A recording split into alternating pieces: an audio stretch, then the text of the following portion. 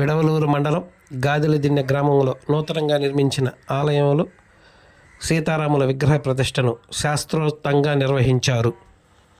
ఈ సందర్భంగా ప్రత్యేక హోమశాలను ఏర్పాటు చేసి హోమాలను నిర్వహించారు. అనంతరం పూర్ణాహుతి ప్రాణ ప్రతిష్ఠ కార్యక్రమాన్ని శాస్త్రోక్తంగా నిర్వహించారు.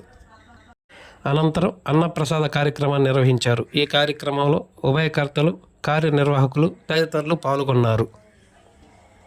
అనంతరం స్వామివారి కళ్యాణాన్ని అంగరంగ వైభవంగా నిర్వహించారు. ఈ కార్యక్రమంలో మహిళా భక్తులు అధిక సంఖ్యలో పాల్గొని స్వామి అమ్మవార్లను ఆశీర్వదించి తీర్థ ప్రసాదాలను స్వీకరించారు.